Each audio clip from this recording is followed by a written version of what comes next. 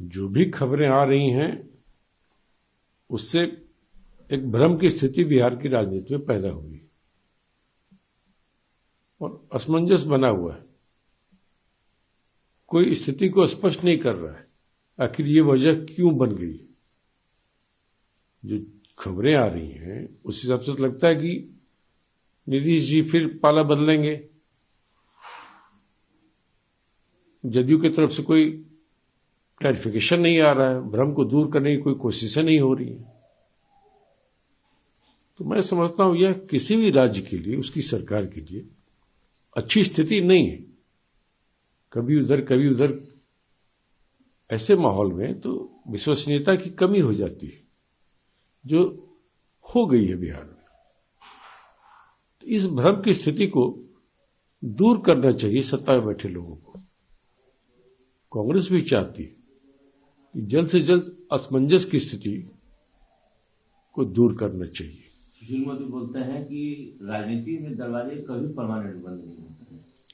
सुशील मोदी जी कब क्या बोलते रहे हैं हाल फिलहाल तक, कल परसों तक, और आज क्या बोल रहे हैं,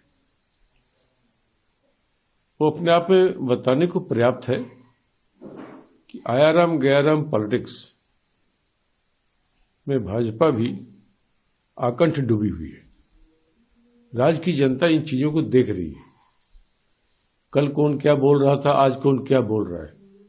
इस तरह के बयानों का कोई मायने मतलब तो रहा नहीं है। जब कोई घटनाक्रम घटित हो जाएगी फिर कांग्रेस आधिकारिक रूप से अपना स्टैंड बताएगी। गोपाल मंडल दिल्ली से मिले हैं, तुम बोल रहे हैं कि महागठबंधन में उनको सम्मान नहीं मिला। देखिए, अब इस तरह के बयान आना स्वाभाविक है। इसलिए मैंने कहा ना, कौन क्या बोल रहे हैं, कल क्या बोलते थे, ये सब चीजें कोई मायने नहीं रखता है। मायने रखेगा मुख्यमंत्री नीतीश कुमार जी के उठाए गए कदम और उनके बयान, जिसकी प्रतीक्षा राज्य की जनता कर रही है कि आखिर नीतीश जी अपना चुप्पी क्यों नहीं तोड़ रहे। उन्हें बताना चाहिए आखिर क्या परिस्थिति हो गई, क्यों कोई बड़ा कदम उठाने जा रहे हैं, या जो स्थिति असमंजस की बनी हुई है ये क्यों बनी हुई है, क्या इसको दूर करना उचित नहीं समझते वो। कांग्रेस भी इस राय की पक्षधर है जो आरजेडी ने कहा था कि असमंजस की स्थिति को दूर करना चाहिए। अखिलेश यादव बोलते हैं कि अगर वो Hindi last could have become the prime minister. कि अपना अपना विचार है, उन्होंने अपना मंतव्य दिया है। हम लोग भी तो बहुत कुछ उनको प्रमुखता देकर ही काम कर रहे थे। उनकी बड़ी अच्छी भूमिका चल रही थी। इंडिया गठबंधन को सक्रिय करने, मजबूती करने में वो अपना योगदान दे रहे थे। और उन बातों का क्या हुआ जो कहते थे कि देश में लोकतंत्र को बीजेपी कमजोर कर रही है। वो कहते थे कि भाईचारा को मिटाने की कोशिश हो रही है। नीतीश जी का ही बयान हाल फिलहाल तक आता था कि बीजेपी और बीजेपी की जो राजनीति है वो लोगों में दूरियां बढ़ा रहा है। ये नीतीश जी बोलते थे। लोकतंत्र को कमजोर करने का कई बार उन्होंने आरोप लगाया भाजपा पर। अब की परिस्थिति देखिए, जो घटनाक्रम बदल रहा है वो कई प्रकार के सवाल खड़ा करता है कि आखिर इस तरह का बयान देने का क्या मतलब है। क्या जो बयान नहीं अपनी जगह पर रिलेवेंस रखता है कि नहीं रखता है।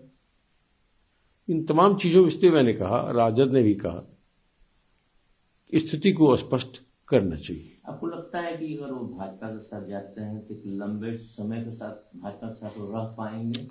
देखिए, वो इफ बट ये होगा तो वो होगा, इस पर बात नहीं कर सकते आज की डेट में। जब तक कोई घटनाक्रम आकार नहीं ले लेता है, कांग्रेस इस संबंध में कुछ भी बोलना नहीं चाहती। हमारे नजर में नीतीश जी आज भी इंडिया गठबंधन के साथ जुड़े हैं और हमारे गठबंधन के प्रमुख नेता है। हमें उनकी बातों पर भरोसा है जो अब तक वो कहते रहे हैं, जो इंडिया गठबंधन की मीटिंग में बोलते रहे हैं। जब तक कोई निर्णय या कोई कदम स्वयं नीतीश जी नहीं उठाते हैं तब तक कुछ भी आधिकारिक तौर पर हम नहीं बोलेंगे। हम सिर्फ इतना ही कह सकते हैं कि नीतीश जी हमारे गठबंधन के आज भी इस समय तक हिस्सा बने हुए हैं। कल हाईटी पार्टी थी, तेजस्वी यादव पार्टी में नहीं है, गवर्नमेंट के अलावा। ये तो पुरानी बात हो गई है। गवर्नर साहब के द्वारा दी गई पार्टी थी जो गणतंत्र दिवस पे आता है, तो वो कौन उसमें आए नहीं गए, ये वही लोग बताएंगे ना जो उसमें गए और जो उसमें नहीं गए। इससे मेरा बोलना उचित नहीं।